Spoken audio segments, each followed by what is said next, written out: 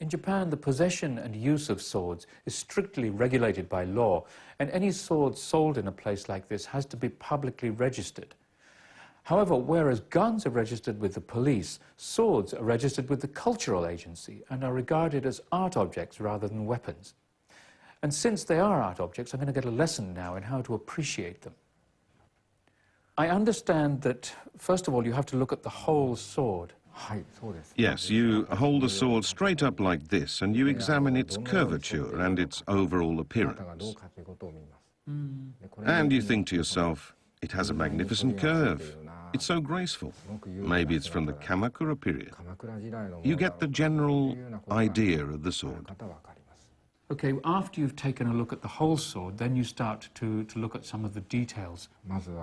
Now you look closely at the surface steel. By doing this, you can tell how meticulously and delicately the sword has been forged. Then you have these patterns here along the edge of the blade. These patterns are very complex in that they differ from one part to another. There are patterns resembling mountains. Some are more like waves. And there are tiny ones too. What's interesting is how they're all combined exquisitely. It really is a very Japanese sensibility. I don't think I've ever heard of anything like this.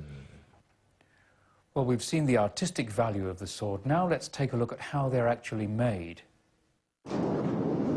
The metal for a Japanese sword is made using a traditional hands-on method called tatara.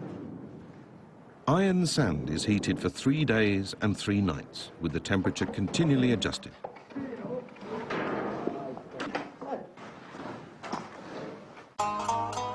The product of this heating is called tamahagane. It is put in a furnace and heated at approximately 1,500 degrees Celsius. The tamahagane is hammered out, and then, gauging the temperature from the metal's color, the swordsmith modifies the strength of his pounding. Once it's flattened to a thickness of about 5 millimeters, it's placed in water to cool it.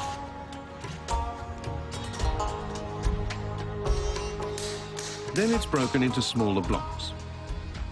The parts that break easily are hard and used for the surface where sharpness is required. The parts that are difficult to break have more resilience and are used for the inner core to give the sword flexibility. A swordsmith can differentiate between the two by sound and feel.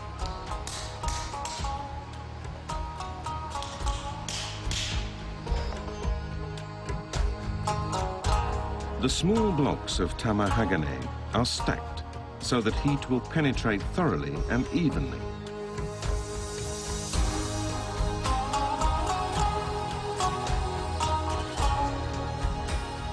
Then the metal is covered with straw ash and muddy water. This cuts off air and allows heat to slowly penetrate to the core.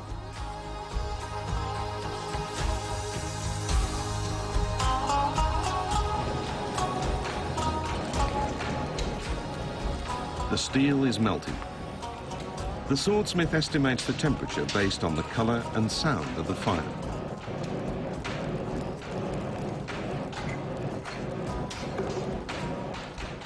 The next stage is forging, where the steel is strengthened by hammering. Impurities are removed in the form of sparks, and the quality of the steel is enhanced.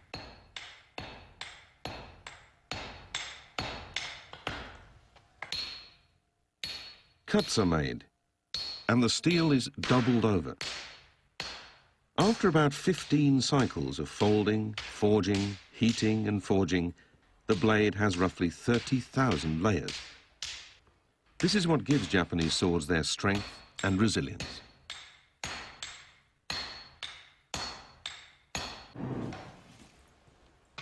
Next, the steel is lengthened with one small hammer. This determines the shape and is a process where the skill of a swordsmith is critical.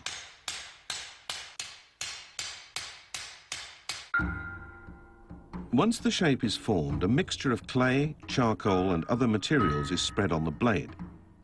The thickness of this layer is built up in some places.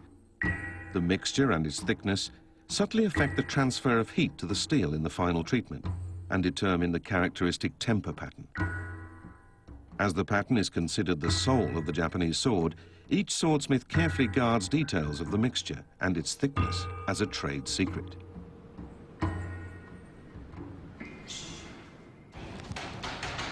The climax of sword making is the final heat treatment.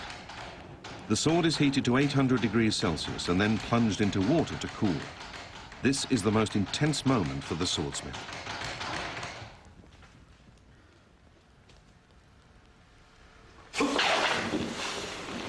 The sudden temperature change naturally accentuates the sword's beautiful curvature.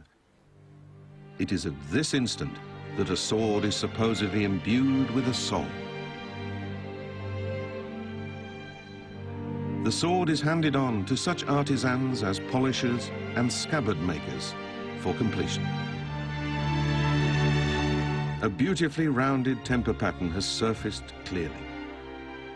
Relying on technique, instinct, and years of experience, swordsmiths continue to make blades of the highest quality.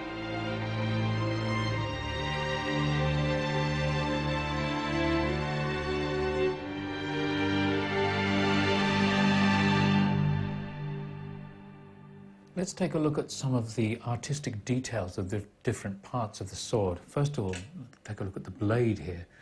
This one, you'll see, has a dragon pattern engraved into the blade itself. Then you have the sheath here, which has a kind of makie design all over with the emblem of the family along the sheath there. And we've got 3 more sword guards here, and if you look at these in detail, it's almost incredible the amount of detail in here.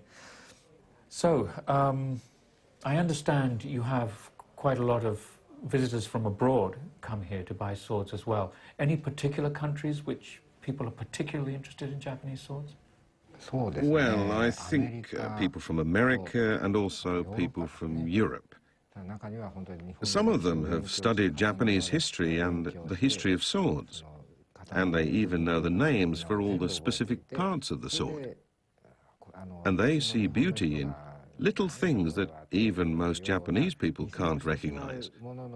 So they know what they're talking about, what they want to buy, and they do pick out fine items. It's impressive, really. Thank you very much. You're welcome.